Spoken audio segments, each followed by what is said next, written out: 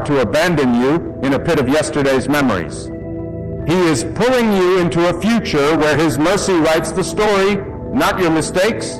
Your past may explain you, but it does not define you.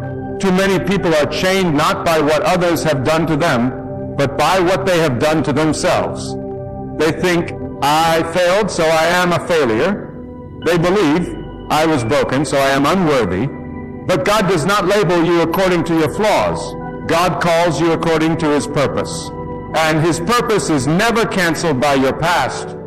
If you woke up today, it means He still has a reason for you to be here. It means He still sees value in you. It means He is not done. God's mercy renews with every sunrise, and His power is not diminished by your yesterday.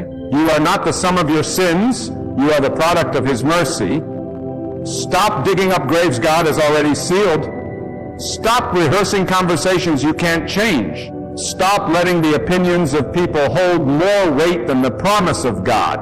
People may remember what you did, but God remembers what He put inside you. People may hold on to your failures, but God holds on to your destiny, and His hand is stronger. When God says new, He doesn't just patch up the old, He creates something you have never seen before.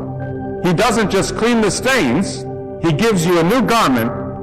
He doesn't just repair the cracks, He builds a whole new foundation. That is the God you serve, the God who can take ashes and turn them into beauty, who can take your deepest wound and turn it into your greatest testimony.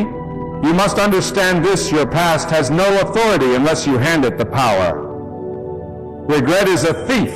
It steals your focus from what God is doing now and blinds you to what He is about to do next. Regret keeps you sitting in the ruins while God is building a palace. Regret convinces you that you can't move forward until you fix what's behind you. But the truth is, you can't fix the past. Only God can redeem it. And when He redeems it, He doesn't ask your permission. He doesn't need to consult your feelings.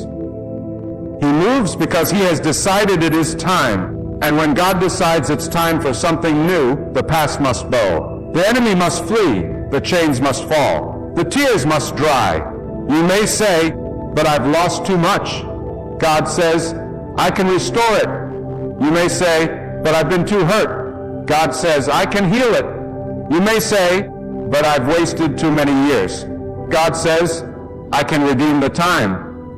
You may think you are starting over from nothing, but you are not starting with nothing. You are starting with God. And if you start with God, you are starting with everything. His power, His wisdom, His provision, His favor, they are all yours when you walk with Him. The same God who spoke light into darkness can speak a new future into your life in an instant. I know you have scars. I know you have nights you wish you could erase. I know there are names, faces, and memories that still sting. But your scars are not a sign of defeat. They are proof you survived. They are evidence that even when life tried to break you, God held you together.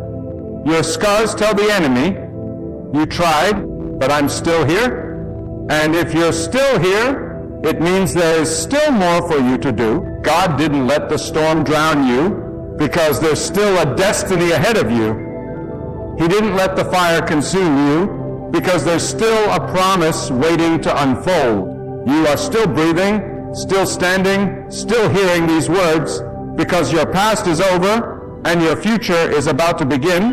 The enemy wants to keep you looking backward so you never see the blessings that are right in front of you. But God is saying today, lift your head. Look ahead. I have made a way in the wilderness. I have opened rivers in the desert. I have placed new doors before you, and no one can shut them. Your history is not stronger than His hand. Your mistakes are not stronger than His mercy. Your losses are not stronger than His provision. Every tear you cried, every heartbreak you endured, every betrayal you suffered, none of it will be wasted. God is the master of turning what was meant for harm into the very thing that lifts you into your calling. You may have been overlooked. You may have been lied about. You may have been rejected by the people you thought would always be there, but none of that disqualified you from what God is about to do. In fact, It prepared you for it. Every person who walked away made room for the people God is sending. Every door that's shut cleared the path for the one he will open. Every season of waiting was planting seeds you couldn't see. And now, in his perfect timing, he will cause those seeds to spring forth into something beautiful. He will do it in such a way that when it happens, you will know it was not your doing. It was his. Listen to me closely. There comes a point in life when you must stop carrying the weight of yesterday like a chain around your neck. You cannot run toward the destiny God has for you while dragging the corpses of your old life behind you.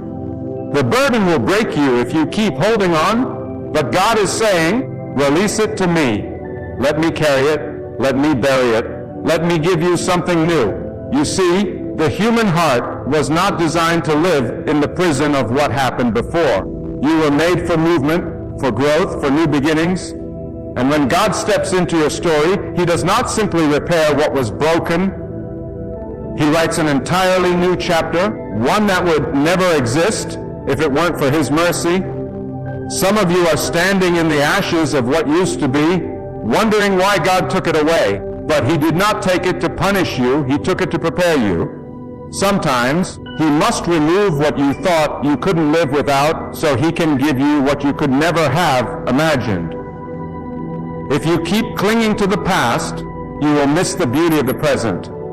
You will miss the opportunities he has placed before you. You will miss the relationships, the blessings, and the open doors that are waiting for your rise. God is making all things new, but he will not force you to receive it. You must be willing to let go. I tell you, there is no shame in having a past. We all do. There is only shame in letting that past decide the limits of your future. God never called you according to what you did. He called you according to what he placed inside you. The world may measure you by your mistakes, but God measures you by your potential. He sees beyond the rubble. He sees the masterpiece hidden in the mess. And when he sets his hand to work on you, he works until his vision is complete. He is the one who turns storms into stepping stones and trials into training grounds. Every tear, every setback, every dark night, it all becomes the raw material for the miracle he is preparing. And hear this,